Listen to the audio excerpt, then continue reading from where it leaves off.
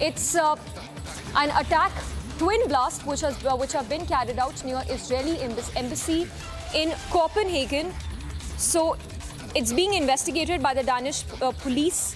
The explosions have raised security concerns in the area, with authorities working to determine the cause and potential targets of the attacks. So these are blasts which have been carried out near the Israeli embassy in Copenhagen as we speak.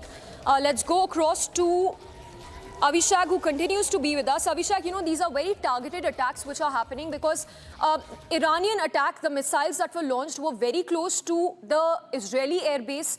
What do you make of these targeted attacks which are being carried out, targeting Israeli embassies and Israeli air bases?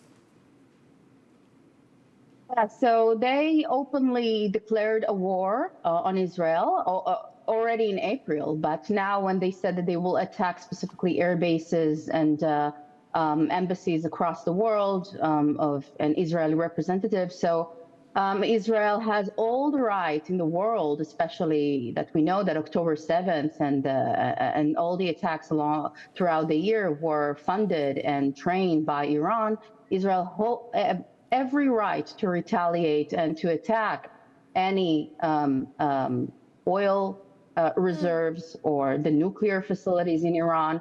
We don't know exactly what Israel will do. We know that throughout the night, the war cabinet has assembled to figure out different options. Hopefully, it will occur alongside with other countries and not Israel by itself. But yeah, Israel has all the right to respond to that and to finish this threat once and for all. Right. Any country. Yes, also, to talk about the kind of help that is being given by the West, not just in words, but be it the military help that's coming in.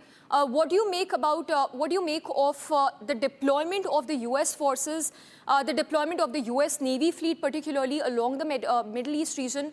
How do you think that will really help in countering the attack from all fronts aimed towards Israeli forces, of course?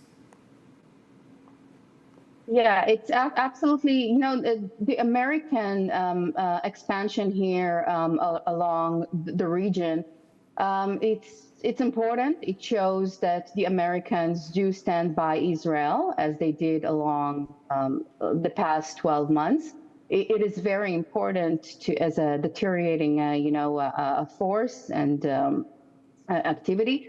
But again, action speaks louder than than statements. We need once Israel will start a retaliation, we do expect from the Americans as our ally, and as they stated yesterday, that Iran has they damage American interest in the region, and so we do expect them to stand by Israel with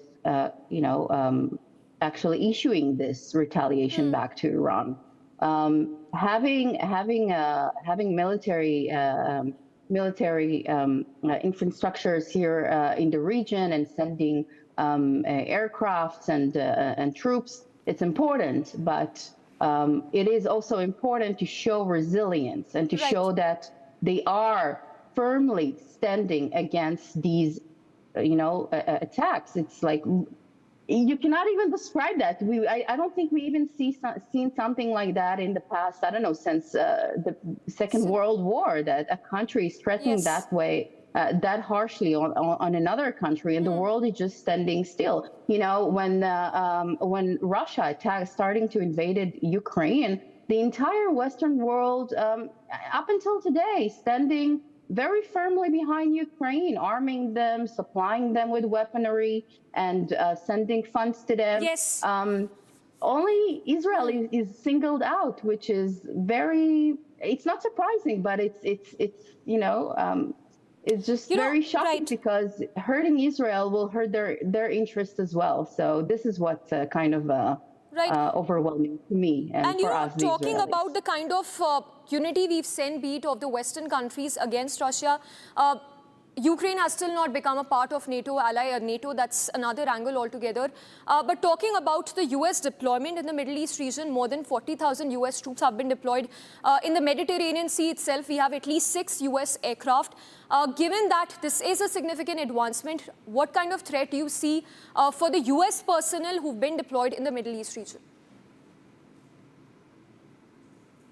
France said that they will attack, they declared that they will attack any Western ally of Israel. They said that a couple of hours ago. So this is not something that we should be ready. We all should be ready everywhere. And this is the time, this is an opportunity for the world, okay, not just for Israel, because Israel will take this opportunity that Iran gave us.